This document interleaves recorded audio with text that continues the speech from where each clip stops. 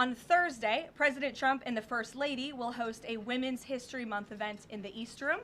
And on Friday, the president will sign several executive orders, and we will provide more details on those later this week.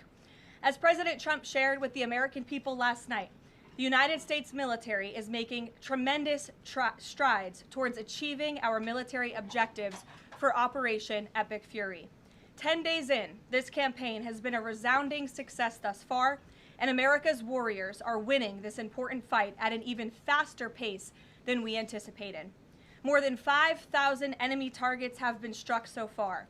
Iran's ballistic missile attacks are down more than 90%, and their drone attacks are down by approximately 85% since the start of Operation Epic Fury. The United States is also annihilating the Iranian regime's navy, and we have destroyed more than 50 Iranian naval vessels, including a major drone carrier ship. None of the regime's vessels are operating in major regional waterways, and the Iranian Navy has been assessed as combat ineffective. The trend is clear.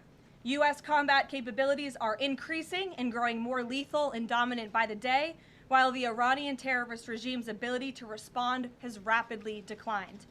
Now, the U.S. military is moving to dismantle Iran's missile production infrastructure. Our incredible B-2 bombers recently dropped dozens of 2,000-pound penetrator bombs on deeply buried missile sites. Last night, President Trump reiterated his commitment toward keeping oil flowing through the Strait of Hormuz so the United States and all of our allies can receive their energy needs. President Trump will not allow rogue Iranian terrorists to stop the freedom of navigation and the free flow of energy. Let me be clear. It is a good thing to wipe out terrorists who indiscriminately target civilians and attempt to hold the global economy hostage, and President Trump should be commended for doing so. As the president made unequivocally clear to the remaining elements of this terrorist regime in his statement yesterday, if they do anything to stop the flow of oil or goods within the Strait of Hormuz, they will be hit by the world's most powerful military 20 times harder than they have been hit thus far. Moving forward, the stated objectives for Operation Epic Fury remain the same: destroy the terrorist regime's ballistic missiles, raise their Iranian missile industry to the ground, ensure their terrorist proxies can no longer destabilize the region, and ensure that Iran never obtains a nuclear weapon. President Trump remains confident these goals will be accomplished in swift fashion. As for the oil, President Trump fully expected the rogue Iranian regime to try and disrupt the global markets. That's why President Trump and his energy team have been planning for this long before the strike and have moved quickly to address these temporary disruptions. Thus far, the Trump administration has offered political risk insurance to tankers operating in the Gulf. The Treasury temporarily waived certain oil-related sanctions, and the Commander-in-Chief has offered the U.S. Navy to escort tankers when necessary. The president and his energy team are closely watching the markets, speaking with industry leaders, and the U.S. military is drawing up additional options following the president's directive to continue keeping the Strait of Hormuz open. I will not broadcast what those options look like, but just know the president is not afraid to use them. Rest assured to the American people, the recent increase in oil and gas prices is temporary, and this operation will result in lower gas prices in the long term. Once the national security objectives of Operation Epic Fury are fully achieved, Americans will see oil and gas prices drop rapidly, potentially even lower than they were prior to the start of the operation. And we will live in a world where Iran can no longer threaten the United States.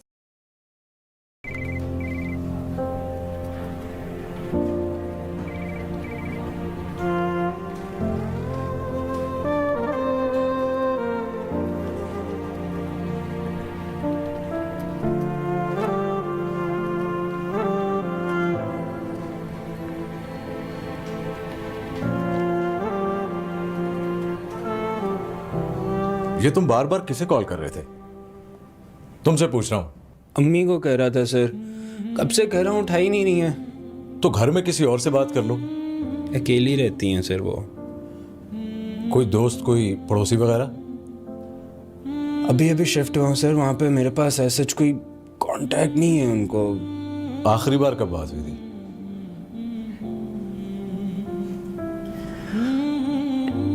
हफ्ता पहले birthday वाले दिन।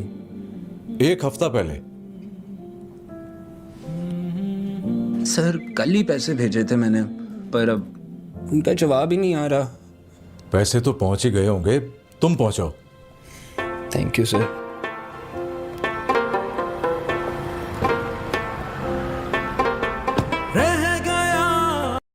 Practice of universal mail-in ballots, which throw the door wide open for fraud. Importantly, the Save America Act maintains exceptions for Americans to use mail-in ballots for illness, disability, military, or travel reasons. The bipartisan 2005 report of the Commission on Federal Election Reform, chaired by, of all people, former President Jimmy Carter and former Secretary of State James Baker, concluded that, quote, absentee ballots remain the largest source of potential voter fraud, and it is time for Congress to finally address this. Number 4, the Save America Act permanently bans men from competing in women's sports. President Trump signed a landmark executive order upholding the promise of Title IX and ending this dangerous and unfair practice, but now it's time for Congress to codify this into law. Number 5, the Save America Act bans transgender mutilation surgery for children. Again, President Trump signed a common sense executive order to do this and kept his promise to the American people, but now Congress needs to do the same and codify it. It's well past time for Democrats in Congress to stop perpetuating the radical and false claim that you can somehow change a child's sex. You cannot. Passing the Save America Act is the most important thing that Republicans and, frankly, Democrats can do to strengthen election integrity and protect our democracy. It's what the American people elected Republicans to do, and they must deliver on it as soon as possible. The president is calling on Congress to get the job done and send this historic piece of legislation to his desk immediately for signature. So with that today, I will take your questions. Benny, thank you for being here, and why don't you start us off? Thank you, Caroline. So my first question is actually about the Save America Act. So one of the biggest things that the Democrats are saying, the claims that they're making, is that the Save America Act, it would prevent married women from voting in elections or make it harder for them. What do you have to say to those claims? Is there any validity to them, and where do you think they're getting this from? There is zero validity to these claims, and I'm glad that you brought them up, because you have the Democrats who have created this myth, and it has been perpetuated, unfortunately, by many in the mainstream media. Let me be very clear. The Save America Act does not prohibit anyone from voting with the exception of illegal aliens. And the greatest way to disenfranchise American citizens from voting in American elections is to allow illegal aliens to vote, which is what Democrats want to do. We see it taking place in Democrat jurisdictions at the state and local level across this country. So the Save America Act corrects that. And as far as married women who have changed their name, if they're already registered to vote, they're entirely unaffected by the SAVE Act. And for the small fraction of individuals who have changed their name or their address, they can still register to vote, of course. They just have to go through their state processes to update that documentation. And this is something that the American people, married women, and minorities, and people all across this country who Democrats are insultingly saying cannot do this, they're already doing it every day, going to the Social Security office, going to the DMV, and I think it's frankly insulting that the Democrats are saying that there's certain groups of people in this country who aren't smart enough to update their documentation to allow them to vote. Again, this is a huge myth, and thank you for giving me the opportunity to address it.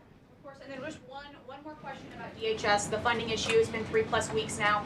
I was at the airport this morning in St. Louis, Missouri, and it was early in the morning, and one of the TSA agents, I saw her, she was kind of tearing up, she was crying, and I asked her, I was like, what's wrong?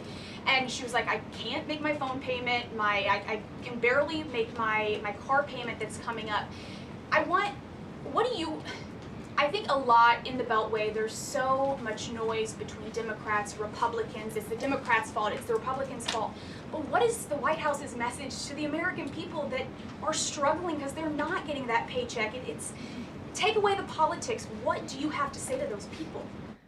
President Trump wants the Department of Homeland Security.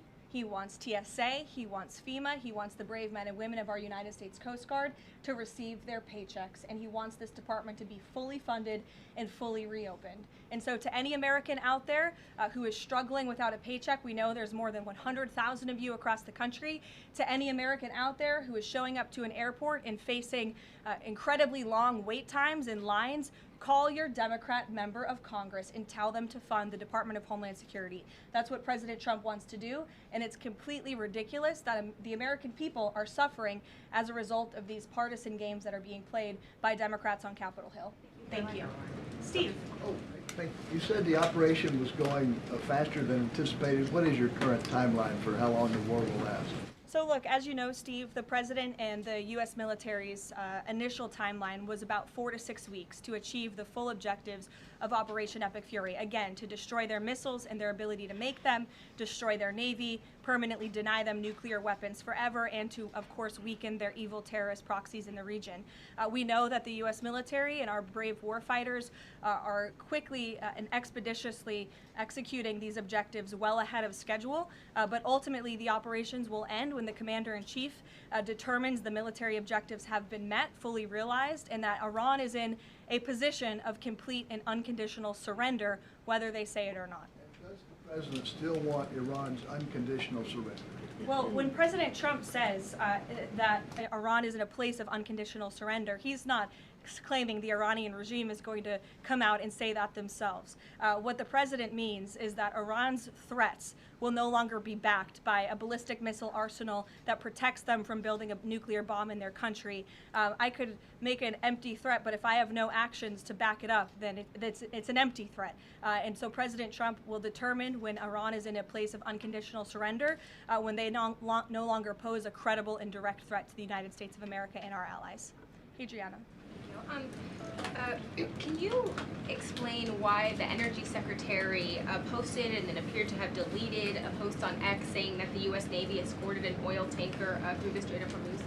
Yes, I was made aware of this post. I haven't had a chance to talk to the Energy Secretary about it directly. However, I know the post was taken down pretty quickly, and I can confirm that the U.S. Navy has not escorted a tanker or a vessel at this time, though, of course, that's an option the President has said he will absolutely utilize if and when necessary at the appropriate time. And if this was something that was posted erroneously, could it be because of a staffer? What, I guess, will there be any consequences for this? I know you still have to consult, but just generally speaking. Again, I would defer you to the Department of Energy to answer that question. And if I could just follow up really quickly. Sure. In terms of oil sanctions, the president said that there would be some sanctions that would be lifted. Would those be on Venezuela, Russia? Could you give some specifics there and then timing for that as well? Sure. I know it's something that the Treasury Department and the President's energy team continue to discuss, and they will ultimately consult with the President before decisions are made. I don't have any announcements on new sanctions or the lifting of new sanctions for you today. Alex. Thank you. Reuters has reported that about 150 U.S. service members have been injured so far. Can you confirm that number and elaborate on that? I can't confirm the exact number. I know.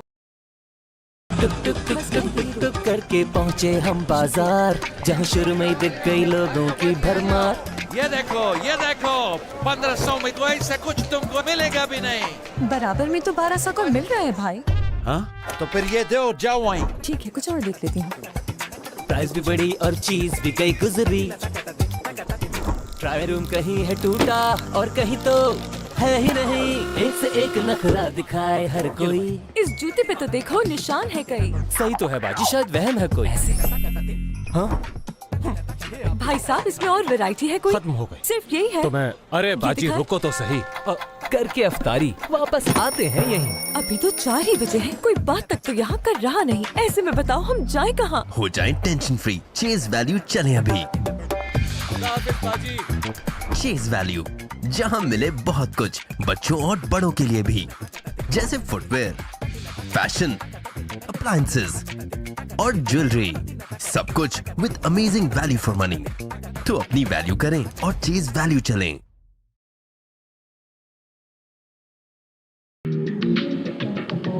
अच्छी खुशबू, रंग और जायका, जब मिल जाए सब एक साथ, तो फिर क्या है बात? अंदरून लाहौर से आपके घर तक, एवरी बाइट pure delight. अच्छा फूड प्रेजेंट्स अच्छा रमजान, सब अच्छा है। अच्छा फूड्स प्रेजेंट्स अच्छा रमदान, हफ्ता और इतवार दोपहर 1:30 अस्सलाम Ramzan. On Iran selecting a leader that the president finds acceptable? And if so, how is that not the definition of a regime change war? Look, as President Trump has blatantly and frankly stated, it's obviously within the best interest of the United States and the West to no longer have a radical terrorist in charge of Iran, especially as we see their reaction to Operation Epic Fury. They had their missiles turned towards our Gulf and Arab partners in the region. Again, this was a regime that chanted, or still chants, death to America. We look at the way that they are holding the entire world hostage with the restricting of the free flow of energy through the Strait of Hormuz.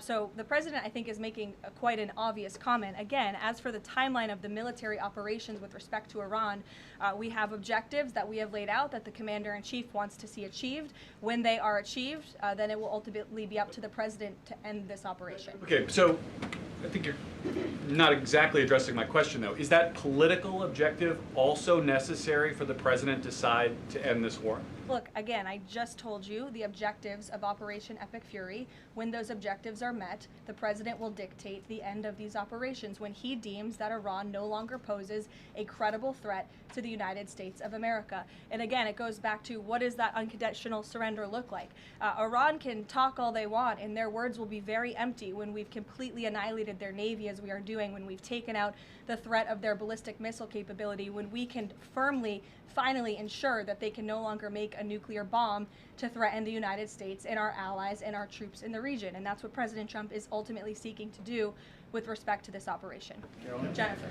There was a shooting outside of a synagogue in Baltimore. Do you know if the president has been briefed on that, and do you have any more details on what happened? I don't, but we certainly will get you more details, Jennifer, and I don't know if the president has briefed, but I'll check on that when I get back to the Oval Office after this. Sure. Thanks, Caroline. The president said yesterday for the first time that he had to strike Iran because he believes that Iran was going to strike U.S. targets within 7 days. And then he bumped that down later to 3 days. Where is he getting that?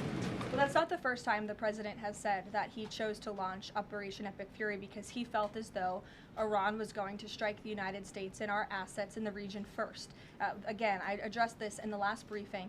This was a feeling the president had based on facts provided to him by his top negotiators who had been engaged with the Iranian regime in a good faith effort. The Iranian regime was lying, deceiving the United States of America, clearly trying to continue their nuclear program to create a bomb that would, of course, threaten the United States of America. Again, their ballistic missile arsenal, they were rapidly and aggressively increasing that by the month to a place where they would essentially build immunity for themselves, where a future president or President Trump would not be able to launch this incredibly successful operation. And so the president, again, as I have reiterated and he has said, was not going to sit back and allow the Iranian regime to threaten or to attack the United States of America any longer. But there are no U.S. leaders or Israeli leaders who are making those same claims. So is he making this up to justify his decision to go to war now? The president is not making anything up, Nancy. He is looking at this every single day based on intelligence, based on facts, and based on intelligence that he himself and his negotiators have consumed based on their, again, negotiations with the rogue Iranian regime over the past year. And the president and his team tried in a good faith way to reach a diplomatic deal through peaceful means with the Iranian regime. And Iran chose this path to death and destruction.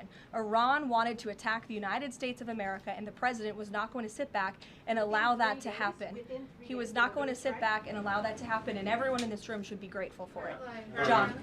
Thanks a lot, Caroline. Two questions for you. One has to do with a follow-up to your statement that you made at the beginning of the briefing regarding the Save America Act. Sure. Yesterday, the Senate Majority Leader John Thune spoke on the effort to potentially have a filibuster broken, the rules for the filibuster broken. He said the votes aren't there, one, to nuke the filibuster, and the votes aren't there for a talking filibuster. He says that's the reality. What's your reaction to what Senator Thune said? Look, I think President Trump, the urgency behind his need to pass the Save America Act and his desire to get this country-saving legislation passed has been made quite clear. He wants all options on the table, and he wants the Senate to move as quickly as possible through whatever means necessary. And then secondly, just regarding the president's trip tomorrow, looking ahead, why Ohio and why Northern Kentucky? Well, why not? These are two great states with great Americans. Just wanted to know why they were chosen. Great states with great Americans. The president will be joined by lawmakers from both states who he greatly admires and respects and supports. And he'll be meeting with business owners in both of these places and talking about the economy, which is, of course, the utmost importance to him. Caroline, thank you. Last week, the Energy Secretary issued a waiver for India to get oil, Russian oils, during this energy crisis. Yes. Have you spoken to President about it? What's the idea behind this? Have I spoken to the president about it? Yeah. Yes, I have spoken to the president about it.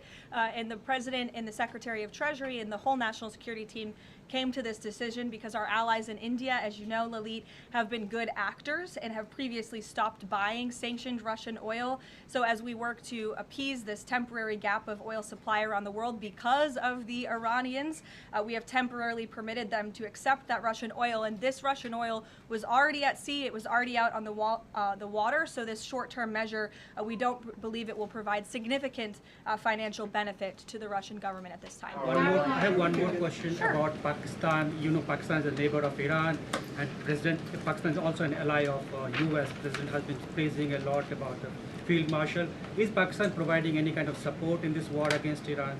That I will have to check on with the Pentagon and get back to you. Sure. Thanks, Caroline. The president said yesterday that President Putin told him he wanted to be helpful in the Middle East. The Kremlin put out a statement where Putin said, quote, "I would like to reaffirm our unwavering support for Tehran and our solidarity with Iranian friends." How does the president think that Russia could be helpful, if not helping Iran? And did the president push Putin on Russia sharing intelligence with Iran in this war? The president and his special envoy Witkoff have both said that, of course, they've sent a message to Russia that if that was taking place, it's not something they would be happy with, and they hope that it is not taking place. As for further details about the discussions between these two leaders, I'll leave it to the president to divulge any more of that conversation, but he did confirm it yesterday and provided you with a little bit of the background in his view and his perspective, as he always does. Luke. Regarding the missile strike on the Iranian school, how long does the administration expect that investigation to take, and will the White House or the Department of Defense release a full report of its findings once the investigation is complete? The Department of War will do that. The investigation continues, and as the president said yesterday at his press conference, he will accept the conclusion of that investigation, whatever it may be. We'll go to the back row for some love. Sure, in the back with the glasses. Go ahead. Regarding the shield of the Americas. Caroline, and then you can go, but go first. Okay, thank you. Is there an update regarding You have rough real estate back there, so I'm trying to give you is some there love. an update regarding Cuba, and also is an economic deal imminent? Sure. I don't have any updates on Cuba for you today. Obviously, this is something the administration is actively dealing with. The president's made it quite clear, it's his belief, based on fact, that the Cuban regime is bound to fall. The country is obviously in a very weak place, economically speaking. The people are crying out for help, and the president believes and knows that the Cuban regime wants a deal. So as you know, Secretary of State Rubio has been engaged in those conversations as directed by the president. I don't have any updates for you today, though. Thank you, Caroline. Regarding the Shield of the Americas, the initiative by President Trump this weekend, big names, a lot of countries, but some notable absences. For instance, Colombia, which is a key ally with the United States in terms of counter-narcotics. And President Gustavo Petro was here at the White House, and he met with President Trump.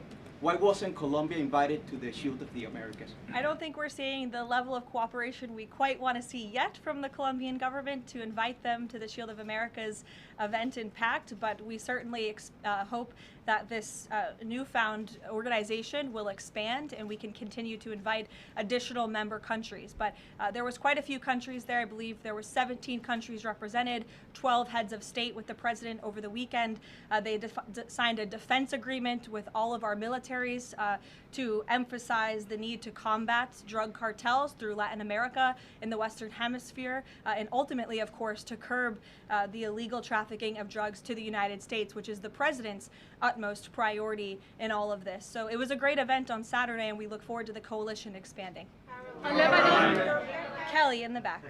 Caroline, thank you. Good to see you. I want to get back to another question that was asked earlier. It talked about the political aspects, but there's also the ideological and the spiritual aspects of what Iran has said for 47 years. Death to America, death to Israel. And we've just finished talking about the fact that terror has been around the world. Iran has been the nexus of that in so many ways.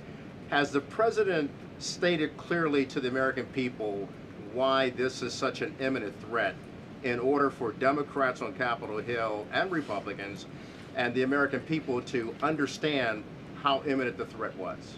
I think he has, Kelly. I mean, you've heard from the president on an almost daily basis over the course of the past 10 days. You've heard it from me at this podium. You've heard it from the Secretary of War, the Secretary of State, the Vice President of the United States. You know, the president's top cabinet and his officials have been repeatedly explaining to the American public the threat that Iran has posed to our country in this moment, but of course over the course of the past 47 years. And their words, again, chanting death to America, speak for themselves. Go ahead. You can follow up. Why the division within the American people? I realize that we have the people are talking about the War Powers Act, they're talking about all kinds of issues, but have people forgotten just how imminent that threat was? If they keep saying death to America and death to Israel, they mean it. Look, I don't think the American people have forgotten, but I think Democrats on Capitol Hill, they have not forgotten, but they are just so plagued with this resistance to President Trump on everything that they do that, again, they can't even rally behind the common sense, bipartisan, long-standing principle of the United States of America that Iran absolutely poses a threat to the United States, that Iran is the world's leading state sponsor of terrorism.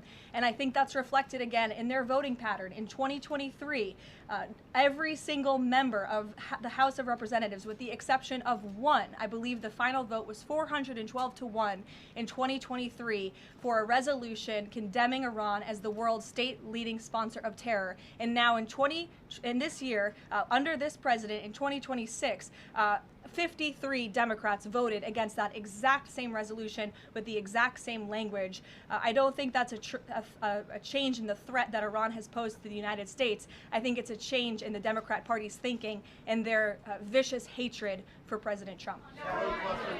Danny? Sure. National threat level, following on Kelly, what's the national threat level right now because of this death to America, death to Israel issue? I believe the Department of Homeland Security and the FBI have repeatedly and continuously provided updates on the threat level to the homeland. I don't want to speak on it out of turn from up here, but of course the federal government is continuing to coordinate and partner with local law enforcement agencies across the ground to thwart potential threats to the homeland. This is something the administration obviously takes very seriously. We are thwarting threats that frankly most Americans don't know about because they never make headlines, but that's the great work that the Department of Homeland Security is doing, and it emphasizes and underscores the point of why Democrats need to fund and reopen fully the Department of Homeland Security right now. Danny. School. Why did President Trump say yesterday that Iran may have Tomahawk missiles when there are only 3 other U.S. allies plus the U.S. that have those missiles and therefore could... Look, again, as the president said yesterday, he will accept the conclusion of this investigation by the Department of War. I know there's been a lot of speculation in the media about who may be responsible for this. We're not going to get ahead of the Department of War and the conclusion of that investigation. The president has a right to share his opinions with the American public, but he has said he'll accept the conclusion of that investigation, and frankly we're not going to be harassed by the New York Times, who's been putting out a lot of articles on this, making claims that have just not been verified by the Department of War, to quickly wrap up this investigation because the New York Times is calling on us to do so. Thank you. Hi, thank you so much. Carolyn, with the DHS currently under a partial Democrat shutdown, does the administration have any specific concerns about potential impact on Homeland Security or intelligence monitoring of sleeper cells inside the United States? And do you have any comment on the bombing, the 2 individuals that bombed New York City or tried to? Yeah, it was absolutely despicable to see that attack in New York City. I know the FBI is investigating, and the Department of Justice and SDNY have announced they are charging those 2 individuals and alleged terrorists, and I know they won't rest until justice is sought in this case. Daniel. Daniel, Thank go you, ahead. Caroline. Appreciate it. Millions of Americans are filing taxes for the first time since the president signed the One Big Beautiful Bill Act into law. New reports say that new IRS data says that the average federal tax refund is around $3,800, a little bit up from the last period of last year. Does the president believe that the average federal tax refund increasing this year could provide a little bit more economic growth, something that he's been very focused on as the year progresses? Absolutely. And Americans are going to start benefiting from the fruits of President Trump and Republicans' labor through the passage of the One Big Beautiful Bill and these historic tax cuts. We are midway through tax season, so just to provide an update from the Treasury Department that just went out moments ago, nearly 63.5 million tax returns have been processed thus far, 45% of the anticipated total number of tax returns by April 15th, so don't forget to file your taxes, people. And the average refund this year is more than $3,700. And we know that more than 27.5 million individuals who have filed their tax returns thus far have claimed at least one of President Trump's new tax cuts. Over 3.5 million returns have claimed no tax on tips. Over 15.5 million returns have claimed no tax on overtime. Over 9.2 million returns have claimed the enhanced deduction for seniors. And over 690,000 returns have claimed no tax on car loan interest. And another amazing statistic, nearly 3.5 million Trump accounts have been opened for children in our country thus far. So we look forward to, I know the Treasury Department continues to look forward to seeing these checks go out the door and into the pockets of hardworking Americans, and the president will be meeting with them himself tomorrow on the road in both Ohio and Kentucky, and we look forward to seeing you all there. Thank you, guys. Thank you, Caroline and Caroline.